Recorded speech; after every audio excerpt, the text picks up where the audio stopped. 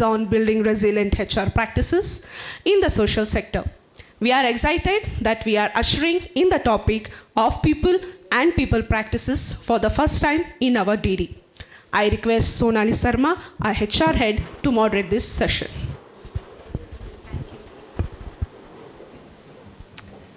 Thank you, Anjali. Good afternoon, everybody. So for an HR session, you will have people who will come and saying, should we get into this? Is it relevant to us? XYZ. But you know what? We all know that in the social sector, the social sector contributes at least 2% of the GDP of the country. Okay. We have 1.6 crores of employees working in the social sector. We have 30 lakhs of not-for-profit companies. Okay. And sometimes then you do feel that, is this work done or this contribution of the social sector as recognized by the government or not? Okay. If one sees that the role of HR actually is quite central to how employees contribute to the organization. And actually, if one were to create ideal HR systems for the not-for-profit sector, what would they be? Would they be different from the for-profit sector? Wouldn't they be? Okay. And many times the conversations is about beneficiaries, right? The people whom we impact. But the conversation is rarely about employees. So we thought, why not take this opportunity? And I think for all of you who have come to listen about programs and how you could exchange ideas in programs, this may not be on your agenda, but that's the idea. It needs to be on your agenda. And that's why we have people here who have in their own way contributed to the HR and to people in the areas that they have worked in. I would like to introduce to you Manjeet Kaur, who is the head HR in Pratham Foundation. She's been working in this sector for the last 20 years now. She started off in finance, and then she set up the HR unit in Pratham. She believes that being close to employees who work in the field makes a difference to how she can contribute. Welcome, Manjeet. The next here is Ashu Kalappa. He's a volunteer at Dan Utsav. He was earlier director at Social Venture Partners. He has over 21 years of experience in human resources function. He was earlier in the corporate sector. He worked in FirstSource, Wipro. Ashu holds a master's in personal management and industrial relations from the Tata Institute of Social Sciences. We then have Aarti Mahadevan, who is the founder of Governance Counts. Aarti's mission is to inspire individuals to volunteer their skills and time for NGO and social causes in India. She supports NGOs in defining board strategies, articulating board roles, and identifying potential members or advisors. Recently, she has initiated a pro bono mentor panels comprising functional experts who guide senior NGO staff, building a pipeline of potential advisors with grassroots experience. We thought this is good. It's good to have Aarti here because there are so many smaller NGOs, okay, who could also get help of such volunteers who come with professional experience. And then last but not the least, we have Lakshika. Lakshika Pant is Senior Program Director of OD and at Piramal Foundation, Organization Development and Program Director. She holds a degree in OD and Leadership. Basically an alumni of Lady Shri Ram College, IMT Ghaziabad with a mathematics honor. You do have people in HR who do maths, okay. And a PG in human resources. I welcome all the panel members and look forward to having an interesting discussion on building resilient HR practices in the not-for-profit sectors. And I think my job is done. Now we're going to listen to them. Wait. So here's my first question, and that's to Ashu and Aarti.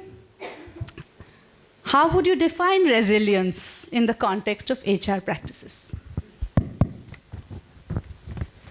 I think the first questions come to me because I'm the diversity candidate on this panel. So she's being very nice and asking me the first question. Strangely, Sonali, I've never heard the word resilience too much in HR, but it's interesting that you use that word. I think not-for-profit organizations are inherently very resilient, right? Keep HR out of it, right? How do most, and I'm talking typically about small NGOs. I'm mostly addressing small NGOs today, or NGOs that I've been part of. These are, started very small. A founder starts with passion and nothing else, right? And that passion, a lot of times you may have a theory of change, but you go to the field, you go to the community, you go to the village, and you realize that theory of change doesn't work, right? So you change the theory of, so all you have initially is passion. Your theory of change gets questioned, you don't have the money, right? Yet you somehow survive. Yet you somehow thrive. And 10 years down the line, suddenly you have this organization which could be, a 1 crore organization or a 2 crore organization. So the point I'm trying to make is that, look, I think not-for-profits are inherently resilient. Having said that, should not-for-profits lurch from one crisis to another, or over a period of time, is it important for the founder/HR? And I say founder/HR because a lot of small organizations don't have HR. Right? It's the founder, right? And therefore, what are some of the things that the founder/HR can do to build resilient organizations? And, I'll talk about a few things, and these are not, rocket science, but for example, hiring the right people, right? Now, this is something very basic, and I don't know why in a lot of organizations now, I don't know about not-for-profits, but in a lot of commercial organizations, recruitment is got, outsourced or taken away from HR, right? Which, to my mind, is crazy. I can think of 1 or 2 other functions which are HR functions which can be outsourced, but not recruitment, right? So, hiring people, not compromising on hiring people, right? So if there are founders here of small NGOs, never compromise on hiring people, right? Especially the first 10, the first 20, the first 30 people, you can't compromise. Even if it means that, there could be some important position, you could be under pressure from a donor, right? But you're not going to compromise unless you find the right person. Second is structure. And when I talk about structure, about having key positions and in what order you need to fill them, right? So for example, and then after this I'll pass on the mic to Aarti, fundraising. I'm always surprised when I meet a lot of not-for-profit founders, who've been doing this for 3 years, 4 years. I'm not talking about somebody who just started. My first question is, who's your fundraising person? Me. Now, how many things can a founder do, right? And we all know one of the challenges in the not-for-profit sector is the lack of money, unless, you belong to one of these foundations which are funded by billionaires or whatever, right? But you have not taken care of the most important thing. Resilience, part of the resilience comes from the fact that, you're reasonably comfortable on money, right? So I would actually say, and I don't know whether Manjeet and Lakshika would disagree over here, but I'd say that, look, if the choice is between hiring a HR head and a fundraising person, please hire a fundraising person first. I'll pass on the mic to Aarti. Thanks, Ashu. I'm going to be a little contrarian. I think that's why you had me on the panel. I actually believe that we as a sector have always been resilient. We just didn't have the language for it. And thanks to a lot of jargonizing, theory of, these are good things, by the way, I just don't subscribe to them personally, but theory of change and resilience and transformative pathways and all of that, I feel that we've always done what has been needed in the community. So if we didn't have people, we managed. I'm not saying that's a good thing, but I think we have the skills and we have been resilient, right? I just wanted to make 2 points. And one is that we are increasingly working in a context of scarcity now. There isn't the abundance of, there is talent. It is not just available to us as a sector, right? And therefore, we need to really pull up our socks to figure out what can we do to attract the kind of support that the organization needs at any given point in time. And that will always evolve and change. It will evolve and change not based on what we think needs to be done, but what the community needs itself, right? That's one point. The second point I want to make is that our styles of engagement are constantly changing. They've changed enormously from the time that, let's say I started work in the sector, right? We are now talking about very similar things to what the corporate sector talks about. Should we not? I mean, that's for another panel. But I think that, work-life balance, why is it not work-life integration? That's what drove all of us at the back. We're talking of X number of minimum hours. We're talking about degrees from certain institutes, right? I'm saying we need to think about this a lot differently. We used to be thinking about this a lot differently, and suddenly we've shifted the way we're thinking about things and trying to mirror a system and a context which is honestly quite alien to us culturally as well. And the last point I'm making is that it seems to be that it's becoming more, it's a bigger preoccupation to think about the survival of the organization. So let the organization become redundant. So what? That is a sign of success. If you no longer need to exist in a community, it means you've done your job, right? And that is what we should all ideally aspire for, right? I'm not saying, therefore, render people without a job, but I'm saying you have this talent that can be used somewhere else. So if the goal of every organization is to be not resilient in the way we think about it, but in the way that we're thinking about community, saying that this community doesn't need us anymore, right? And we've got all these abundant skills. We've done it in Karnataka. Now let's go to, I don't know, Jharkhand maybe, or wherever, right? Yeah. Yeah, Aarti, in the sense, there was a time that we used to say, right, NGOs. Yeah. And I think there was some session in which Jayashree was there, Jayashree Deshpande. And we asked, what's the vision that you have for Deshpande Foundation? And she said that the vision is that it should not be there after some time. Yeah.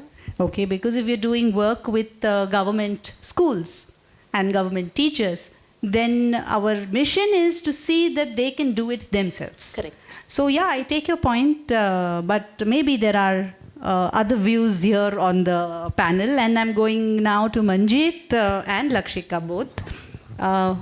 What do you think are the HR challenges faced by, again, us in the not-for-profit? Thank you. Compared to the corporate world. Oh. I would say that I don't disagree with what the other panelists have said, Ashu or Aarti. In fact, with Pratham also, the mission when we started was that in 10 years' time we'll shut. So it was not an organization, but it was a movement. But then we saw that what we set out for is not achieved yet. And in last few years, we realized that this is not something which can be achieved in a very small given period of time. You have to continue working, and the needs and the problems are evolving as we are growing. So the journey towards institutionalization and going beyond a mission. To your point about challenges, I think the challenges are, corporate, whether corporate or social sector, there are common challenges of skilled people, talent. But few that stand out is that people join social sector for with a mission of changing something in the communities. So the self motivation is very high when they join, and over a period of time, because change takes a lot of time to happen, they start losing that motivation. Over a period of time, the family security, the financial security that is required increases as compared to when they started with. That means that compensation then becomes a factor in whether you want to continue in the sector, what you set out to, was it worth it? And on the other hand, our sector is not considered as a very formal sector. Hence, compensation is like, आप तो social service कर रहे हो ना? Why do you need more money? So you survive with basics. So I think that concept that people working in the social sector are doing, yes, they are there for a change, but they also have a family to run, and they also have a family to take care of, needs to be considered very, very seriously, not only by the organizations but donors on whom we depend a lot for funding, because we see a lot of struggle in negotiating the salaries that we need to put in the budgets, or the increments that we need to put in the budgets. So I think these are very real challenges. And sometimes, I'll add one more and then I'll hand it over to Lakshika. One is that, the uncertainty that comes. Uncertainty in terms of the project being winded up before even time, the scheduled time. Sometimes, the donor not agreeing to continue the funding, which means that over a period of time, you have built a lot of talent and you have built a lot of social capital, which you have to suddenly drop. And hence, when a project needs to be scaled up, you don't have people in pipeline to take lead or take charge of the new areas or the new projects that come your way. So I think these are very real challenges. There are many, but I'll just, in the time of... Thank you, Manjeet. To my mind, I will say some things that all of us talk about, and then I will say some things that not all of us talk about, right? So some things that all of us talk about, we know that we operate in a scarcity paradigm. Jobs are very complex, but resources are not as readily available. Resources can be sometimes donors, resources can also be people, resources can be engagement with the community, support from the government. That's a reality of the work we do, no matter how large or small we are as organizations in this sector. And the thing that we don't really talk about as much is that the kind of work that we are doing is mostly challenges that have not been solved before. So there is no cut, copy, paste way of, someone solved this thing like this, let me also do more of that, and this problem is going to get addressed, right? So then the capabilities we need as a sector are often evolving all the time. We also don't know the capabilities that we will need when we identify a problem statement that we want to work on, right? So in the talent space, I feel that also becomes one of the, and I'm linking it back to resilience, right? How, what are some of the things that may compromise the inherent resilience of this sector? One of the things is that we are always having to figure it out, because no one else has figured it out for us. And the other big piece is an extension of what you were saying earlier, which is that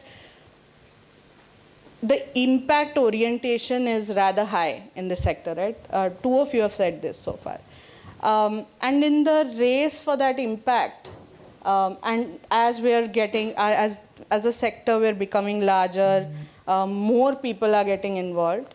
In the race for that impact, we're forgetting that we're also human beings, and we're forgetting to bring all of ourselves into this. So a more recent problem that we've been talking about in smaller circles is also, how do you make this a sustainable choice? It's still a popular choice to make for some people, but it's not really a sustainable choice to want to be in this sector.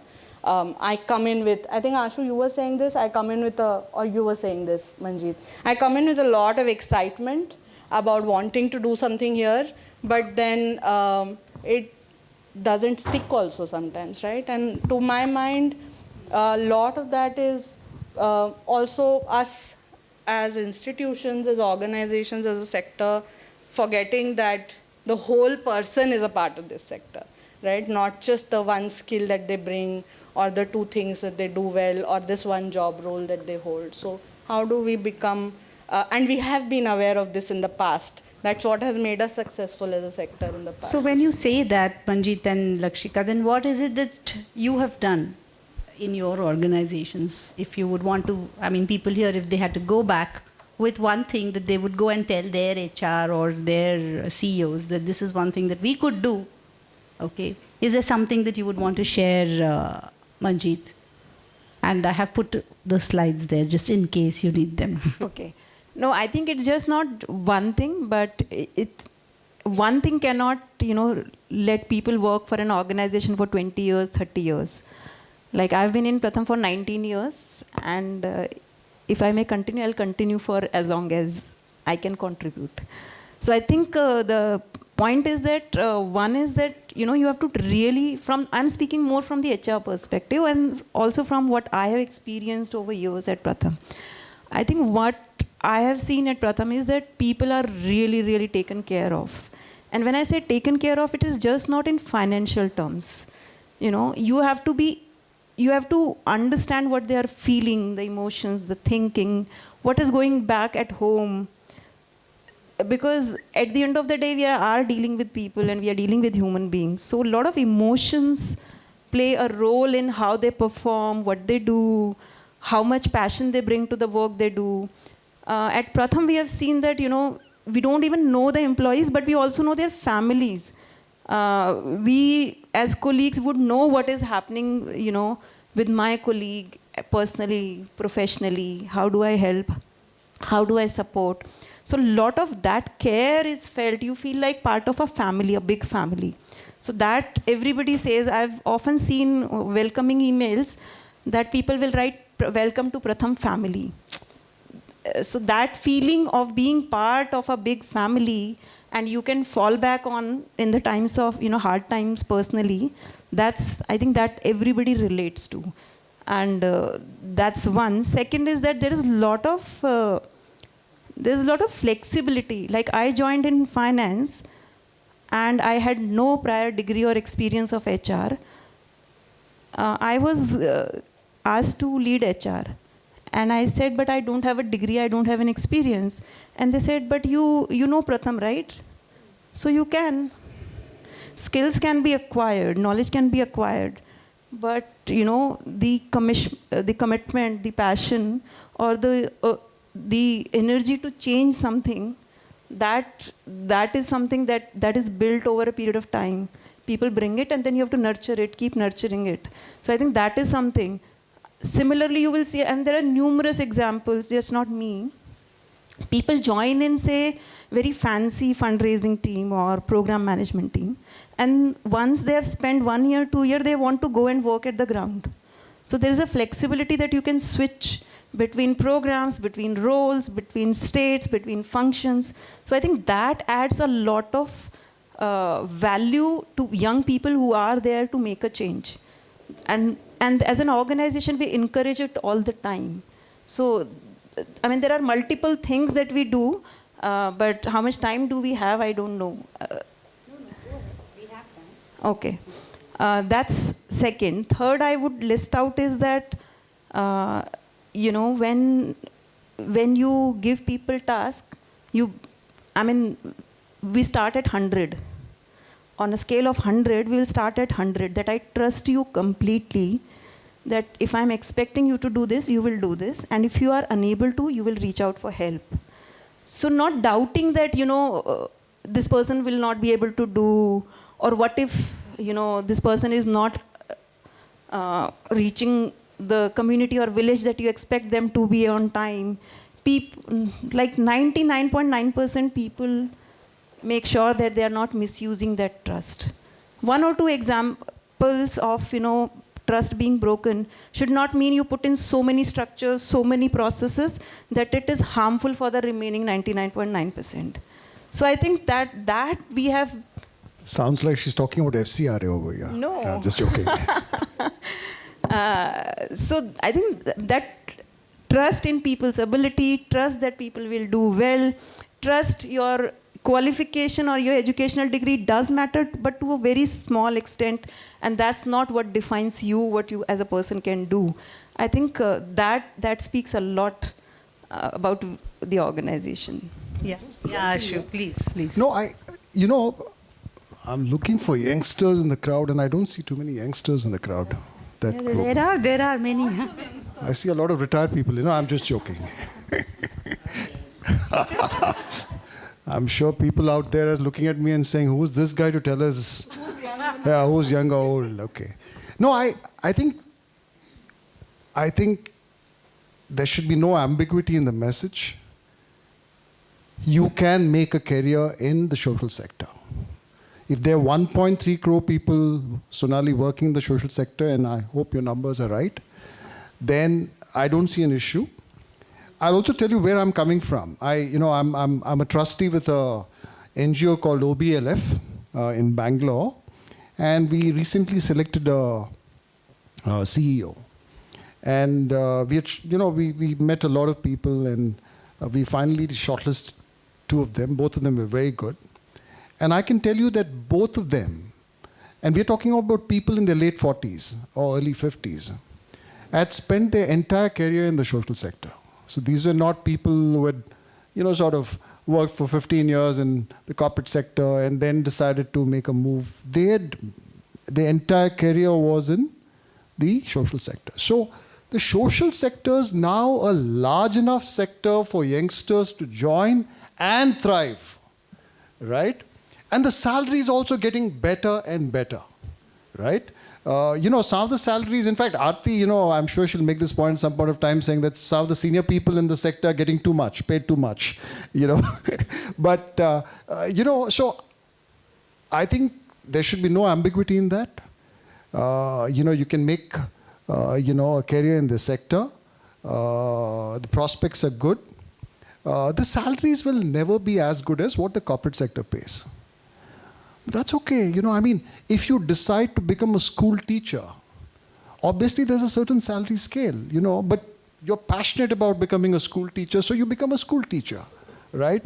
What about people who join the army, right? So what I'm saying is that, look, if your benchmark is money, then anyway, maybe, go become a banker. I don't know, Not even a public sector banker, because public sector bankers don't get paid well. So, right? So if your benchmark is just money, then, then in any case, the social sector is not for you. But you can make a good career. You can earn decent money in this sector. You can make a good living.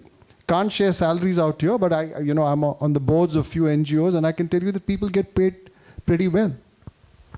Thank you, Ashu. I'm going to ask Lakshika. What is it that you all do in Piramal, which we should think of copying?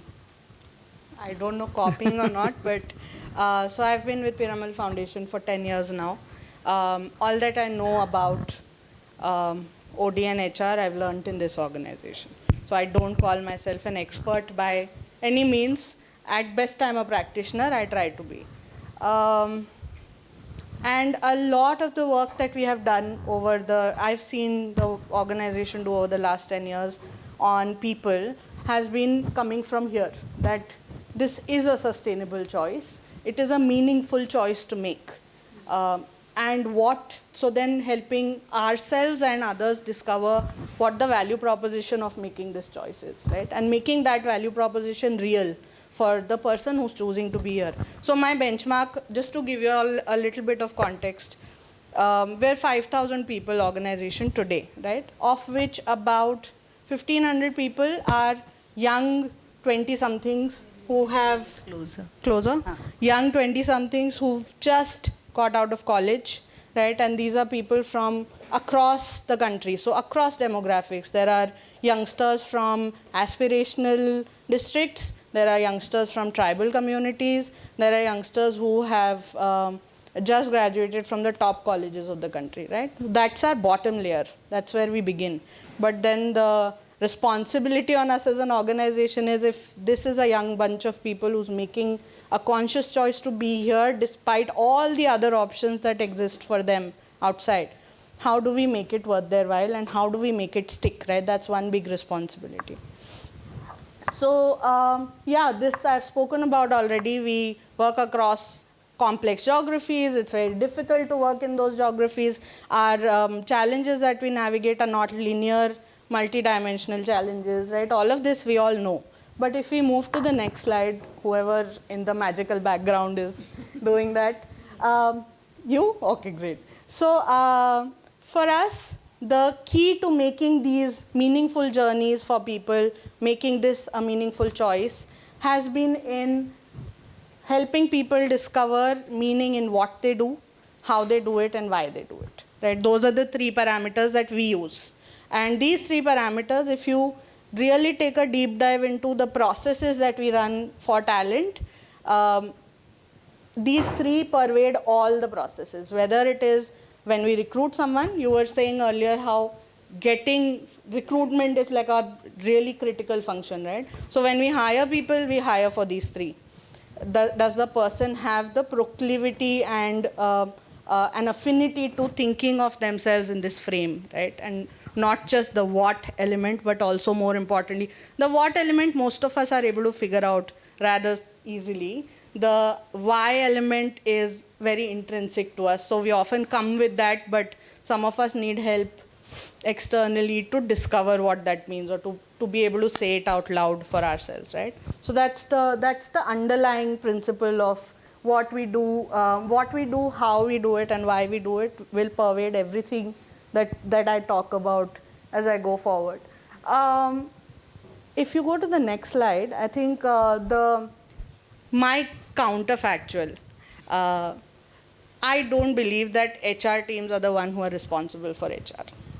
That's the biggest mistake we can make as leaders, organizations, managers, to say that Sara talent ka kaam ye Manjeet karengi, only she will do the talent work. So my person needs to be trained, Manjeet please do it. My person's career needs to be managed, Manjeet please manage it for me, right? I want to hire someone, Manjeet please come and hire, right? What my counterfactual to that worldview is, everyone is HR. And by that I mean literally everyone. So all of you sitting in this room are all HR. But what does that mean? For me... Yeah, because someone here would say then that was good that we didn't have HR Maybe. in not-for-profit sector. Maybe, Huh? yes, maybe. So what is it that HR teams do, and therefore what does this mean in action, right? In action, why I'm saying everyone is HR is because if meaning making is the fundamental value proposition that we can offer as a sector, then everyone can facilitate that meaning making for others. Right? Everyone can be responsible for their own personal transformation and for the personal transformation for the next person. Right? That's where we come from. But what does it look like in action if you, if we try and see that? So, for example, a manager in Piramal Foundation, the previous, yeah, and the next one, yeah. So, in Piramal Foundation, a manager, for example, is not just someone who's your supervisor who will keep track of what outcomes you had to achieve and where you've got on that, right? The manager's responsibility, the formally assigned responsibility to the manager, is also to be able to listen to you, to be able to give you constructive feedback that's going to help you learn and grow, to be able to create room for you to make mistakes and learn from them, which is so fundamental to how we have become the sector we are, right? If we did not have the mistakes that we were learning from, how would we be here today? More importantly, encourage meaning making and ensure that you're challenged enough. By doing this itself, a lot, so the main reason why we are convening is because we are trying to figure out what makes us resilient, or what can make a resilient sector or resilient organizations, right? Just by doing this much, half of the resilience battle is won, right? Because I'm investing in making that person experience learning, transformation, growth in every interaction they're having with the manager, with each other, with any peer colleague within the ecosystem, right? So this is just one example to show this, but if you go to the next slide, we break it down into 3 different segments. We say there are, when we talk of learning, resilience, usually the first thing that will come to mind is send my people into these 5 workshops, train them on these 5 things. how many of us have fallen into that trap, right? How many times will you also receive requests like, please run this capacity building workshop for my 40 people because they need to be trained on this skill. We're saying that yes, that is sometimes important because some technical capabilities need to exist. But over and above that, where learning and individual resilience is unlocked is, are you setting routines that are embedded every day that are making a person learn? So for us, for example, we have debriefs. What is a debrief? 5 of us sitting together and talking about an experience that we went through and what each of us learned or struggled with, right? Just a simple routine as that can also lead to learning and growth. We were talking earlier of who do you hire, how do you promote, what structures do you have, what processes do you have, how do you move, right? So for us, for example, similar to what Manjeet was describing earlier, structures are fluid. I was not HR when I got hired into what later became organization development. I was like a maths graduate who had come from sales, did not know how to do this. But the key shift was that we are able to look, and we try very hard to look at not skills but capabilities. And that makes it possible for people to move from, let's say, a finance to an HR to a program to a COE type role, right? And that has also organizationally kept us resilient. So you've built some kind of career or role paths. Role which paths, help yes. people. And more importantly, I think the closing point, in the time that I've been here, in the last 10 years, I've seen this organization shape-shift at least 4 times, right? So 4 times we were doing something and then we realized this is not what the ecosystem needs anymore. This is not what the community needs anymore. We went to a completely different way of working. And that was possible only because we were not focusing on the technical skill, but these capabilities that made it possible for us to, reorganize very fast. And this is something that even a 20 people organization can do very well. You don't need to necessarily be a large organization to have a capability mindset. So yeah, I rest my, there are many things to talk about. Take your point in the sense, yeah. I have seen that even in social sectors or in not-for-profits, programs have which run for a long time sometimes need to be critically evaluated. And when you do that, people and teams are not necessarily ready to give up something that they have put in so much in. And maybe that's the change theory, that where does that capability to critically evaluate what one has done and then move on with something else, I think that's very important. And it's still a question, how do you build that, or can it be built? Or if there are 2-3 more changes like that, people will understand it. Because the first time you change, maybe you're not ready, but when you keep doing it, you build that skill. So is it like, you get pushed into the well and then you know how to swim? So in between that, I think HR is asked to find the answer that, it can't be just that. So how do you actually help a person get into the well? And there's a rope somewhere, but you don't push him or her and say, now learn. Okay. Thank you, Lakshika. Now I'm coming to Ashu. Actually, both of you talked a lot about trust and the way we do things at Pratham and the way we take care of people, and everyone knows everyone's family, and you have your 5,000 people, okay, 6,500 people. So Ashu, then this brings us to the basic thing of culture. Now, culture is very amorphous, right? What is culture? Okay, and yet you feel it and sense it when you get into an organization. And yet then you had said, when we had this conversation before, that culture eats strategy for breakfast. So you can have great strategies, and then there will be a culture will say ki humne ye sab dekh liya hai. We've been there, we've done that. Let's, So what happens then? How do you deal with this? I've got to clarify that I didn't. I mean, that's I know that's a famous statement. So I was just quoting somebody else. I think Peter Drucker or yeah, it is. Yeah. No, I think talking about resilient organizations and talking about founders, and again, I'm focusing on founders because I'm saying founders/HR, right? And then somebody made the point that everybody is HR. So I'm saying that, look, a lot of the culture comes from the founder. The culture doesn't come from HR. in a lot of organizations, the culture building is essentially led by the CEO or led by the founder. HR plays a part. HR plays an important part.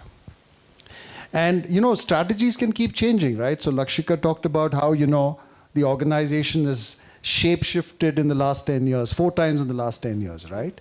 But culture doesn't change, largely, right? You could tinker with things. So you might start with 6 values, and those values might become 4 values. You may have a certain process of, including all your employees in decision making. That process could change. I don't think we need to debate that point too much, right? I think culture definitely, is more important than strategy, but we also don't need to deal in binaries, right? So obviously both are important, but I think what happens is when it comes to founders, I think a lot of times, and, please correct me if I'm wrong, I think founders don't spend enough time thinking about culture.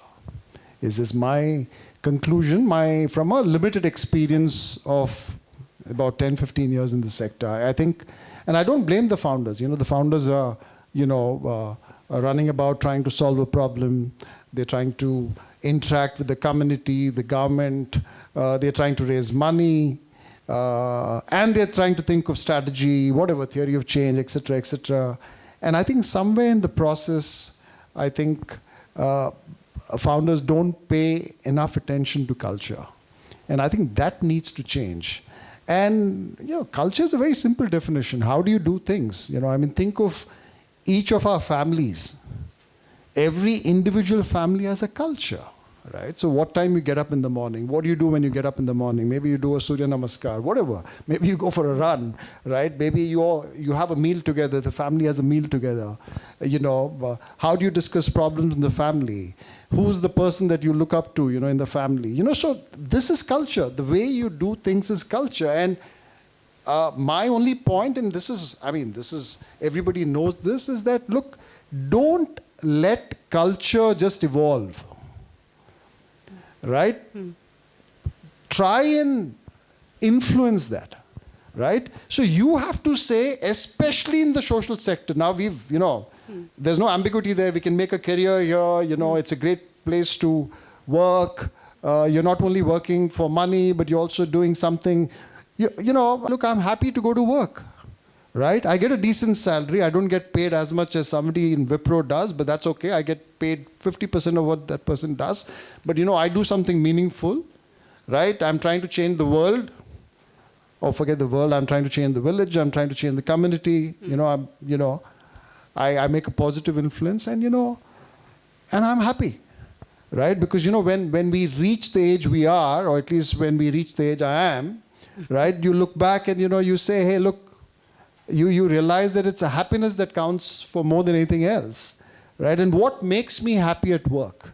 And it's not me. It's well proven that culture plays a big part in that. Money doesn't make you happy, but it's those of us who have worked in corporate life will tell you, one of the reasons I got tired of working in the corporates is I got tired of people earning tons of money complaining about how less money they were making, or how somebody else was making more money than they were, which, after some time didn't make sense, right? So I think culture is very important. And yes, if you don't have enough time, and if you have to spend time either on culture or strategy, then it goes without saying that you spend more time on culture, or you give priority to culture rather than strategy.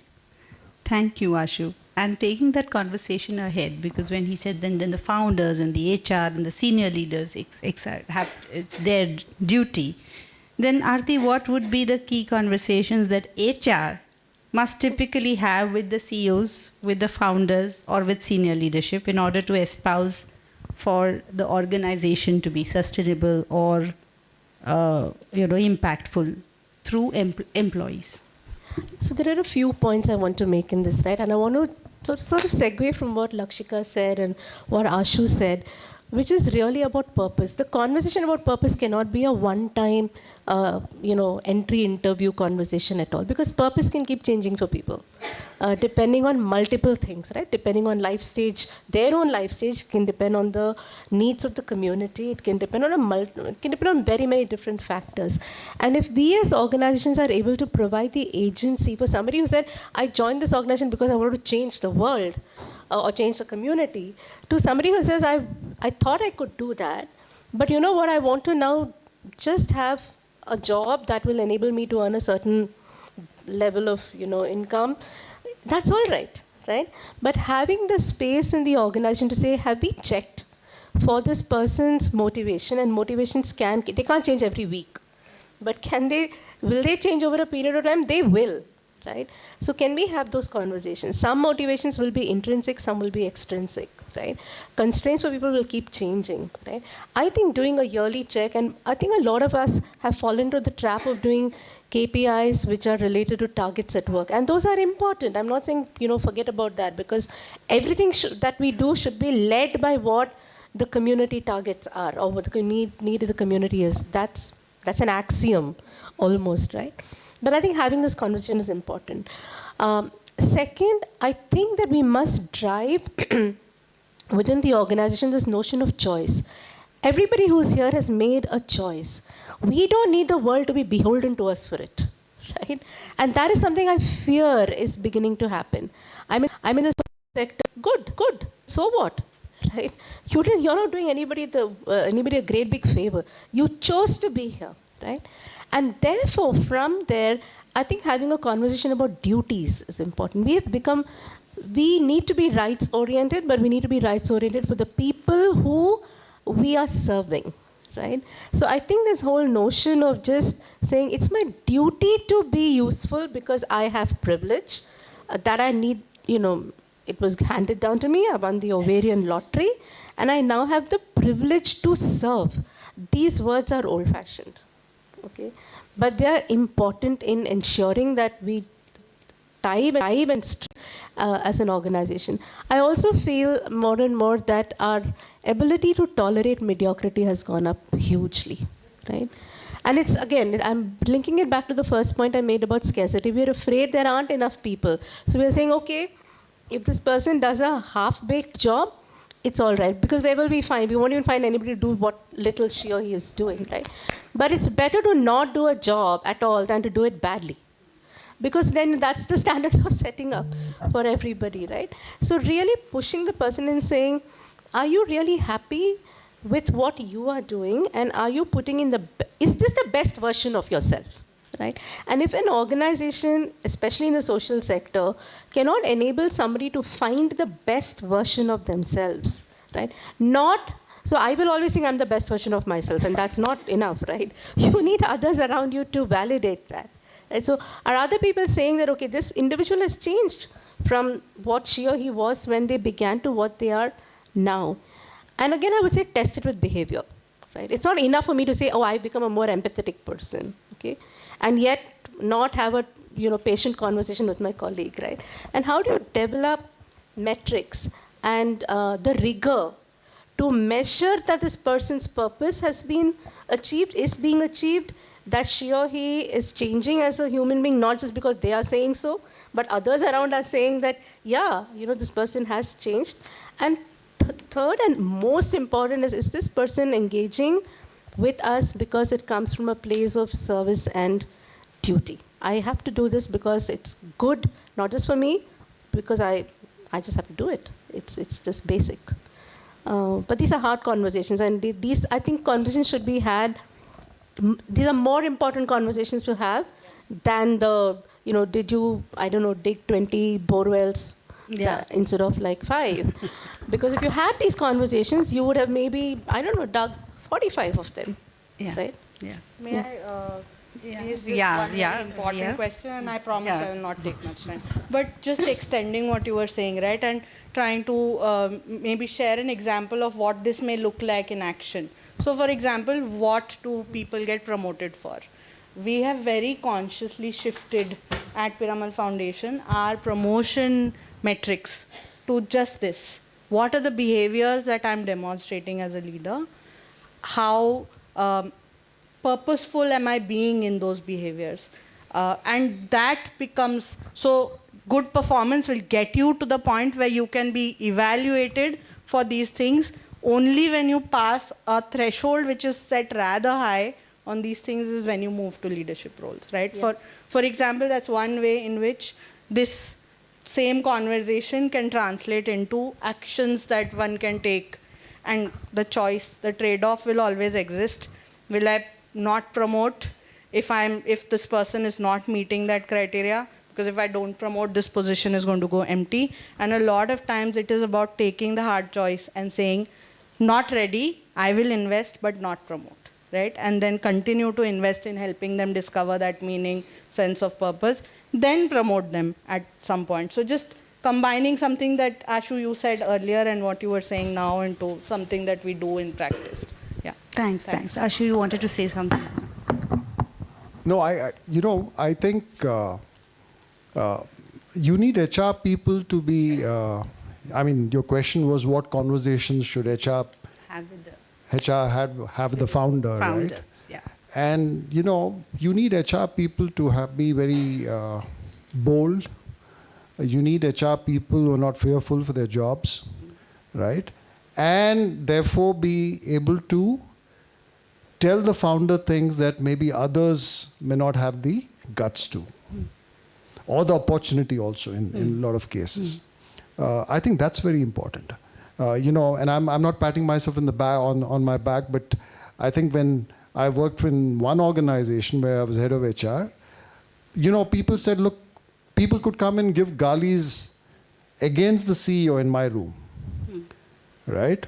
They would vent, knowing fully well that when I went to the CEO, I'm not going to go and tell the CEO, "Arey, ye to gali de raha tha," right?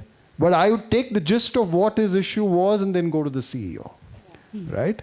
So I think that's very important. And of course, some of the things we've talked about. So, the conversations that an HR guy should be having with the founder or the CEO's culture, right? Yeah, and that's the toughest part of the job, I think. Okay, culture, because, process, communication, how do you involve the entire company in decision making, things like that. How do you, I think HR people tend to be, we have some very good HR people here, I'm counting myself there, but I think a lot of HR people are very focused on compliance. We are not police, right? Leave that to finance, right? Finance has to do that, unfortunately. I think somebody has to police a bit of the organization, but we are not here to police. That's old HR. We are here to facilitate, right? People used to ask me, what's the function of HR? And I used to say that, look, our job is to ensure that everybody in the organization meets her or his potential, right? So that's what we are here for. We are not here for control. We are not here for power. In some discussion, I said, look, I'd be quite happy to outsource the CNB department, right? If because both gali milta hai. HR gets a lot of criticism for compensation decisions that everybody else takes actually, right? So in most cases, right, the CEO is taking those decisions. The budgets are decided by the finance guy or the donors or whoever. And then, you're doling out these increases and, people say, oh, HR is a bad guy, So I think the conversations, you're right. I think the conversations need to be very different in a lot of organizations. Thank you, Ashu. And the last question for all of you all, especially keeping in mind that we have a lot of people from different, maybe smaller, mid-sized organizations, that and some of them may not have a HR department. They would have maybe a finance person who also does HR and things like that.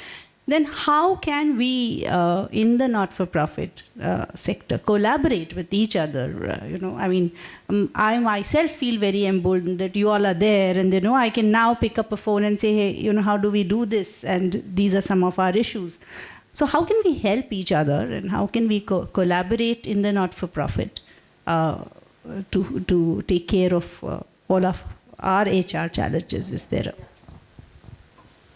No, so No, this is my favorite topic, and Aarti is going to disagree. See, when I moved to the not-for-profit sector, I was actually quite taken aback by the fact that nobody seemed to be talking to each other.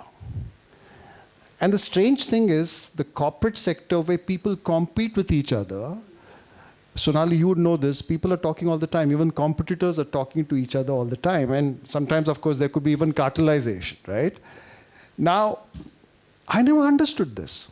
I said, look, if I'm here to change things in Hubli, and there are 5 other organizations which are trying to change things in Hubli, why aren't we at least talking to each other? Finally, nothing might come out of it, right? Now, having said that, look, let's not be too critical. Yes, people are, there are a lot of, efforts being made. So, I know, for example, Satwa, we were on some call, me and Aarti were on a call some time back, and they, for example, started this network, which NGOs below a certain size, I think your 2 NGOs won't be eligible because you're too large. But, they could be part of this network for free. And then they are offering a lot of services. So I think there's a need to collaborate. And I'll tell you how, forget HR and forget how things are changing. So, organizations that I've been on the advisory board for the last 10 years. I remember when I joined them 10 years back, they saw whatever they developed as proprietary. And now suddenly the realization has hit them that, look, what's the point in making this proprietary? In any case, even if you're Pratham, even if you're Piramal, you're still not that big, right? Now, if you really want to change some part of the world or some part of our country, some part of our community, and you want scale, then you have to open source your stuff, right? Now, increasingly, organizations are saying, so I'm giving that as an example of collaboration. You're not actively seeking out collaborators, but you're putting it out there on your website and saying that, look, I've developed this method of teaching English to students in middle school. Or I have this great 3-month program, which if you do, you have, people who do this program become great nurses, right? Share the thing, right? So I'm saying, so I'm saying that we need to do more of that, especially in this sector. I think there's, there's a lot of networks being established. I think people exchanging notes. But I'm saying I think we need to aspire for more. I think we need to aspire for more. Does anyone else want to say anything before I open to the... Yeah, so I think, as you rightly said, there wasn't a lot of structured collaboration that was happening. Yes, people do reach out to other people when they feel that, there is value in it. And I feel HR needs to do it more in the not-for-profit sector because there are no set standards, right? So we need more of collaboration with not-for-profit sectors, and it is not just organizations of any particular size, but I feel all sizes. Lot of value is created already. So how do we leverage that amongst the organization is something that Lakshika and I are part of a social sector collaborative that is being built by AKM Foundation, Lakshman and Mona Lisa. And under that, there are 2-3 things that we are trying to build. One is a platform where, talent can be shared. Hiring platform, it's an essentially talent platform that they are trying to build, but we are all collaborating on that. And then there are also how do you share the good practices, or how do you share, for example, you have a policy as an organization and I need to draft a policy. Should I start from zero, or should I reach out to you to say, Sonali, can you share the draft and can we work around that? So I think a lot of compensation, what are the set standards? What is the basic minimum? We found it very hard when we tried the compensation benchmarking. We have done it twice now, and we have committed to doing it every alternate year. But the fact that who do you compare yourself with, I mean, even slight changes at the bottom when you're 80% of your 6,500 people are at the grassroots level makes a lot of difference. So I think these are things that we need to learn from each other. And I mean, at least from the Pratham side, I can say that we're very happy about this collaborative, and more people join, the more the merrier, because it is the good practices which are already existing, which we need to share and we need to build on, rather than everyone starting from scratch. Thank you. And I'm sure that we'll be the first ones to kind of use it. Aarti, you want to say something? Yeah, so I feel that actually people are collaborating. Okay, I do not think that they are not collaborating. Maybe it's not being articulated in a manner that we all can see and understand, but I think people are talking to each other. It's not structured, it's not key. I was part of an organization that needed to promote this, and we decided to not for a variety of reasons.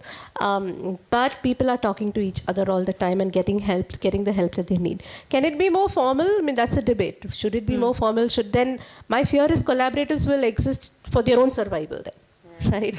Which is not a good idea, right? You need to, it can only be an engine to bring about change. And the more informal, we are an informal culture. We will pick up the phone or text or whatever and call a colleague somewhere else, right?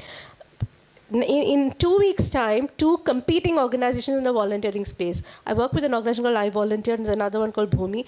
For the last 8 years, we have collaborated to put a volunteering conference together. It's the only one of its kind, right? Our teams are working with each other. We are reaching out to companies that both of us work with.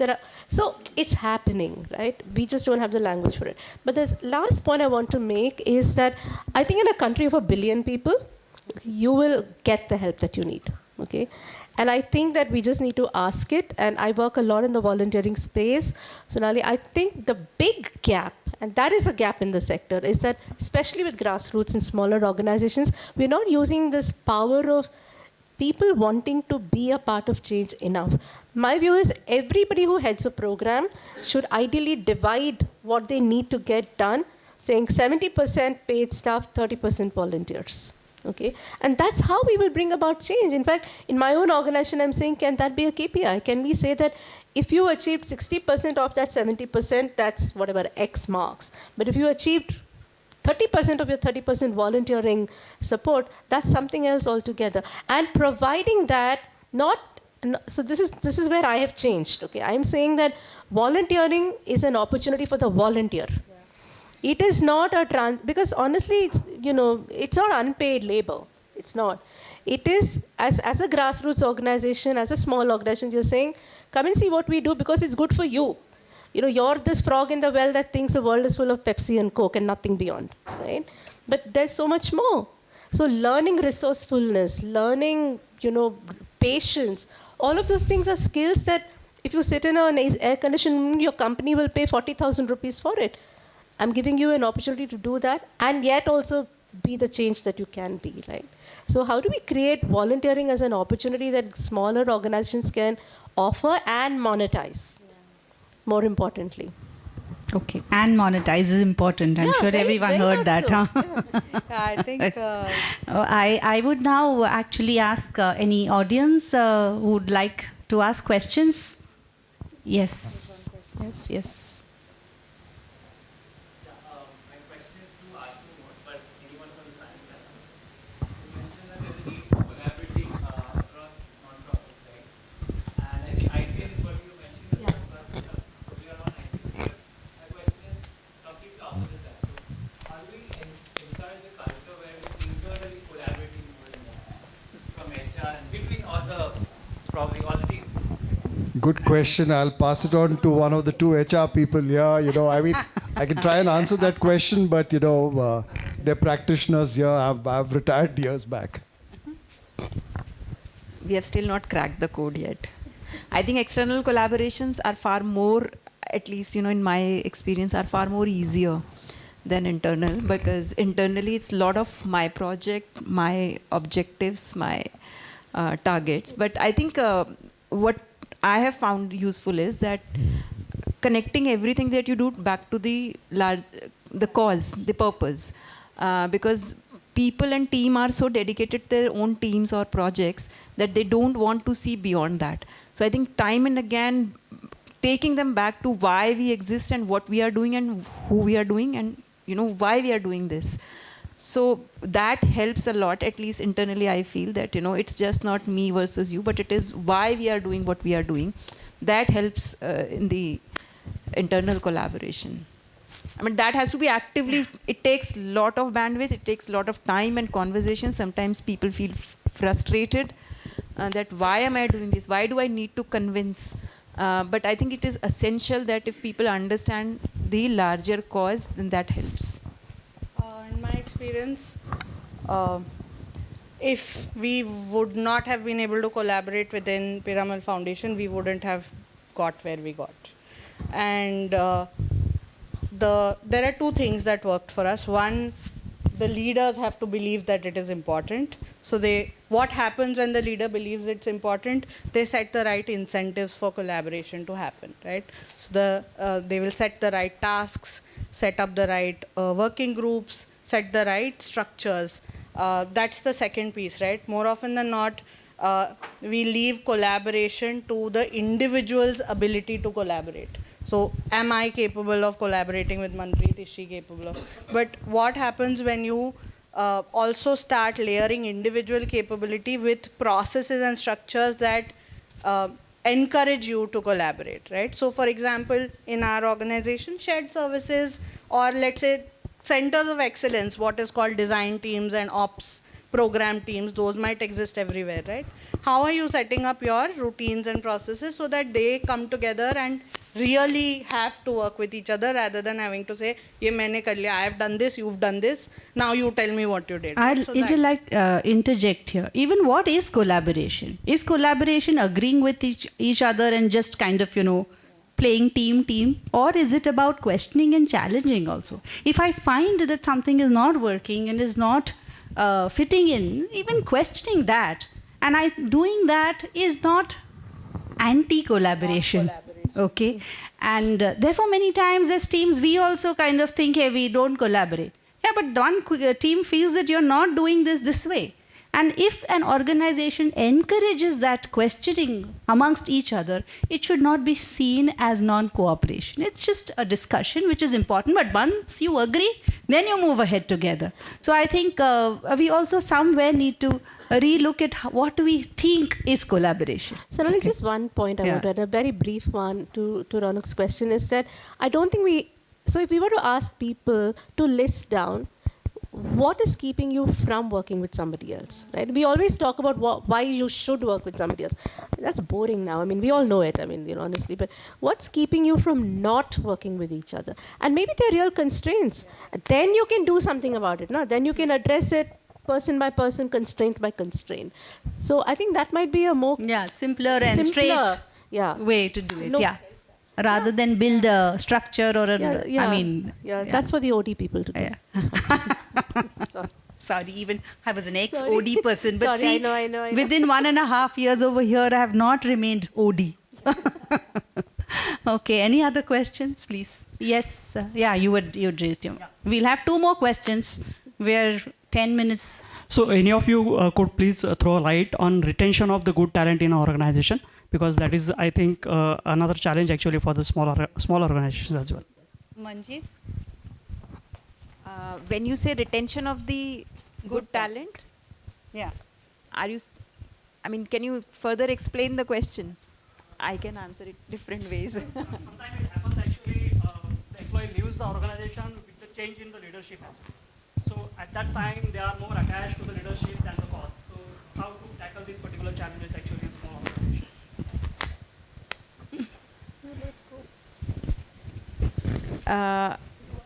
I think that not only small organizations, but it can happen in any size of organization, because when there are people, it is said that, people don't leave organizations, they leave people. So hence, as all of us working in the sector, it is for up to us to, whether we align with a person, a manager, or we are aligning with the cause. Ideal world, managers would change, but that's a change that would always happen. for individual, it is important to align with the cause or align with the person, because that person will change again tomorrow, and in any case you are going to go and work with a new person even if you leave the organization, right?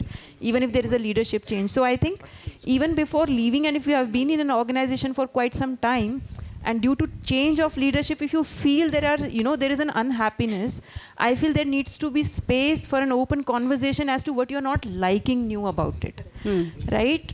Instead of just, I say this to a lot of my team members that, when you think of leaving, come and have a chat.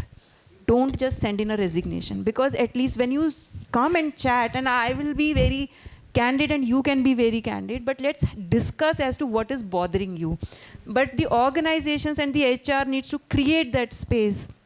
And not only HR, I think every manager who's managing someone need to create that space and trust with their team members to come and have a frank chat and not see it as a threat, that you're questioning me, how can you ask this question?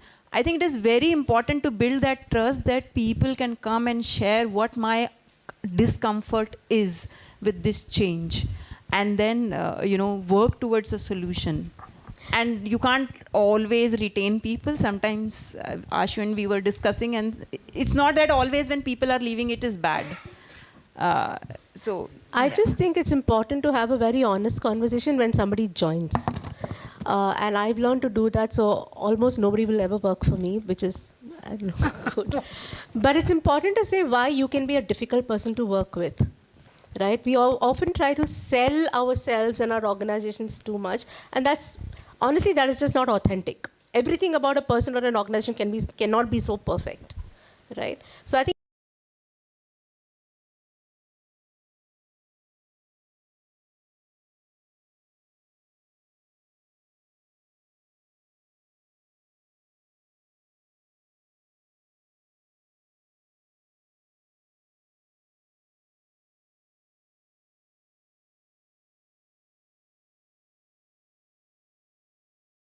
it's No, one suggestion, just to, very specific suggestion on the problem that you raised, is this does happen in a lot of organizations that, you have a team and that team very rarely interacts with anybody else.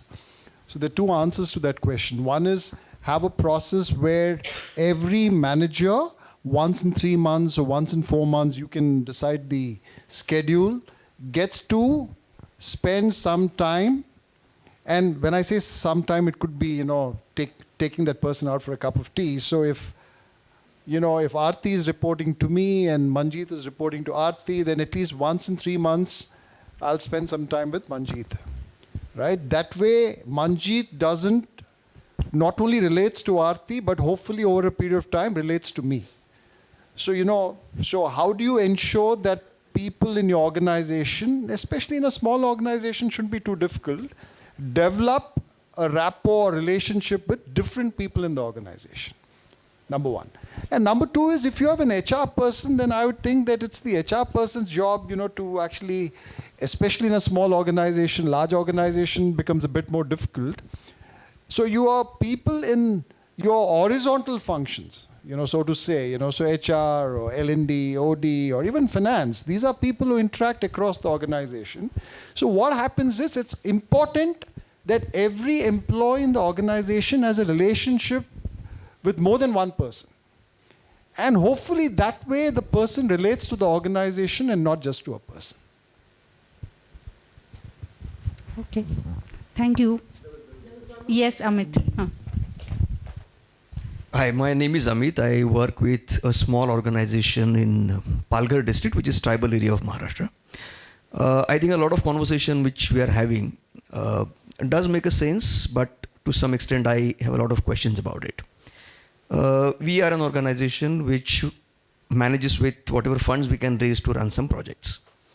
So we have a commitment for, let's say, 1 year, 2 years, or 3 years. Now I have a staff of 50 people. Out of those 50, 30 are working on a project which is going to close down in the next 2 years. So do I have a luxury to invest my time and energies into looking at how will I manage relationships of these 30 people? Or do I have to think about a different model of running an organization where there will be a core team which will continue whether there is a project or not, and there will be a team which will always be floating. So you have people working for, let's say, 1 year or 2 years, and you have a team which is going to be there with you till the time you survive. So I think that's the kind of dilemma where most of these small organizations are currently, because the kind of funding that we receive has largely in the last few years, it has become project Amit, funding. I will just.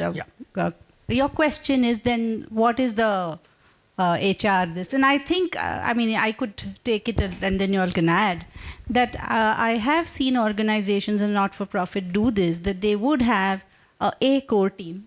Okay, they're very clear that these are the guys I would need for the sustainability of this organization, and I would pay them this way and they would stay. And then there is a B and a C.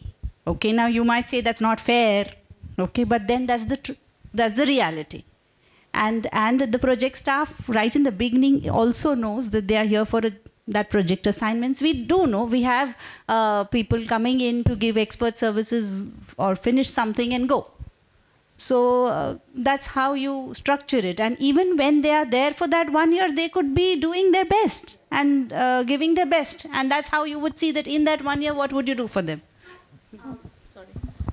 No, I think the second model is what I've seen. I work with a lot of small grassroots organizations, and I think it works very well. This is especially true in some parts of, let's say, Northern India, and in some causes as well. It's very project specific. It's for a defined period of time. There's complete transparency. Everybody knows that, you know, my job is only for 2 years, and they do tend to be prepared as well. So I don't think it, honestly, in my view, doesn't make sense to invest too much on all the other aspects when you know for sure that the likelihood of this staying continuously is going to be limited. And so the model of having a smaller core team that you're investing deeply in is probably the more practical thing to do. Thank you. Yeah, I think we should just think out of the box. You know, why does everybody have to be on this appointment letter which is up to 58 years of age or 60 years of age? In fact, in your area, I don't know, maybe the youngsters are looking for permanent jobs, but I think in a lot of cities today, there could be somebody who's actually more amenable to the fact you say, look, I can't give you an appointment letter for life. I'm giving you an appointment letter for the next 3 years, right? I'm giving you a 3-year contract till this project ends. 3 saal ke baad dekha jayega. We will think at that point of time. At that point of time, it's an opportunity for the organization to ask themselves whether they want to offer him something else. It's an opportunity for the individual also to ask himself or herself whether he or she wants to continue doing this, or he says, look, I've had a good 3 years in this organization and now I'll move on to another organization. So we are not talking about,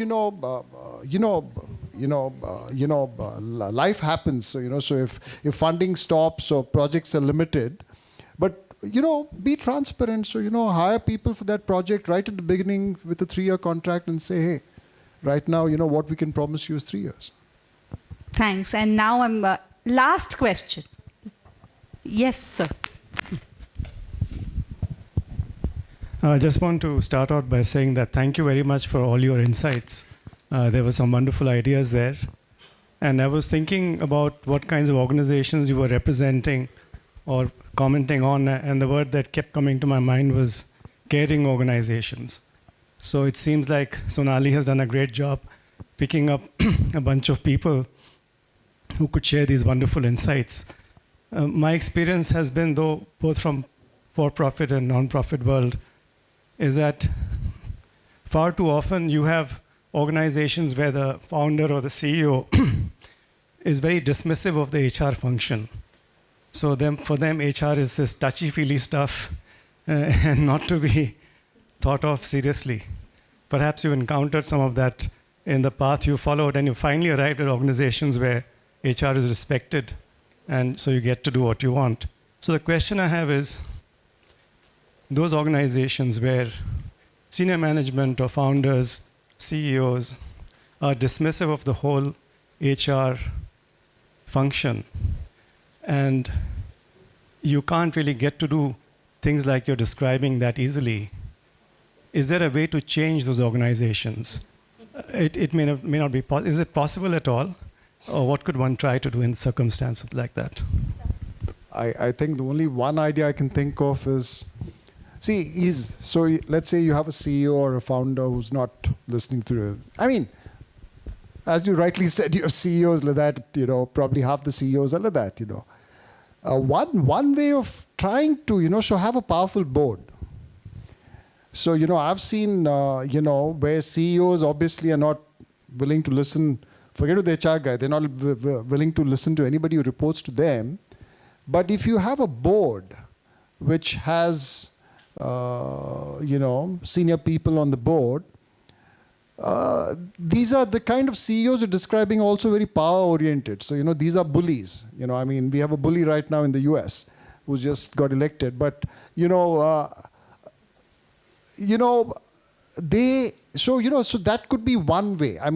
There could be other ways, but, if you have a board, I've seen a lot of times, then maybe you develop a relationship. If you're a smart HR guy, you develop a relationship with one or two people on the board and then try and pass on the message to the CEO through the board. Maybe there's a small percentage of chance that the CEO accepts that message. Any other ideas, guys? No, I think board only. What happens if the CEO doesn't want a powerful board? Let's face it. We are a very founder-centric sector. There's nothing wrong with it, by the way. I personally don't think there's anything wrong with it. People are going to do what they want to do, right? So I think as others outside, you have a choice to engage or spend your life trying to change the way somebody else is, or move on to something that is more, in alignment with the way that you're thinking about things, right? So that's, maybe it's a shortcut and it's a more short-sighted way of doing things, and it really depends on what you want to do. You can stay in the organization trying to change the way a CEO thinks about people or their boards, and I've done board work for 20 years, and I'm very clear. If the CEO doesn't want a good board, that's their choice. It's not my job to enable the CEO to think about a different board. That's really her or his, it's internal to them. But I have a choice to engage with them or not, right? So I can just simply move on, and India is a land of opportunity. Right? It's just you step out of the door and you can find zillion things that you can do and do it well and happily and joyfully. I'll just add one more angle to it, that it is just not CEOs sometimes, who don't listen to the HR. There are times when the donors or funders don't listen in. Like the kind of changes or things that you want to do, donors don't allow for that, in our case, I can say that the board stands behind very solidly.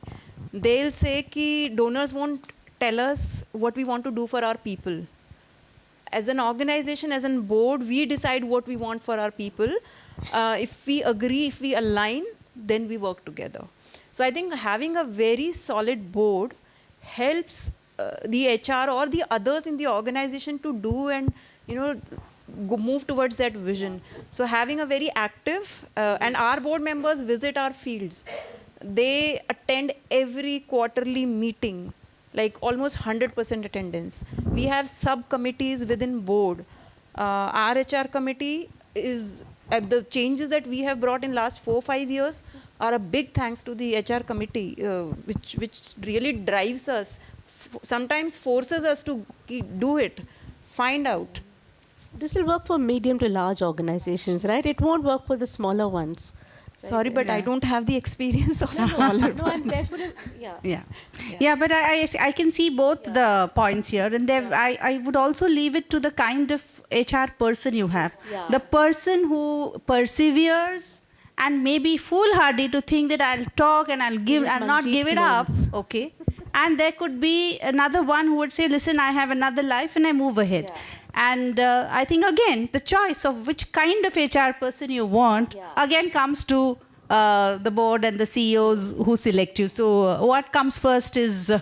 but I hear all of you saying that it's very essential to have a board which will stand by not only HR, but even other functions. And if you can have such a board, even if you're a smaller organization, it'll help.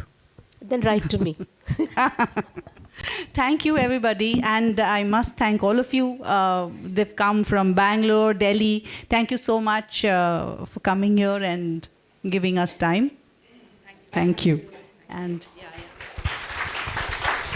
Thank you, and everyone. Thank you, speakers, and thank you, Sonali, for the wonderful session. I would request Sonali to the token of honor to our guests.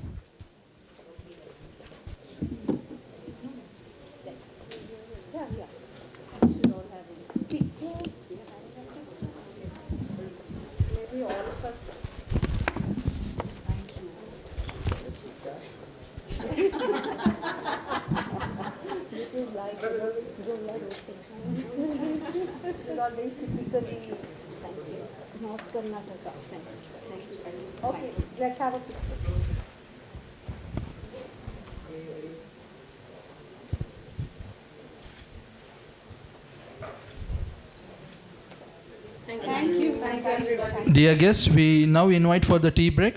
Relax, refresh, and enjoy. Then we will be having the next session. And please come back within 4:15 p.m. We got just 15 minutes.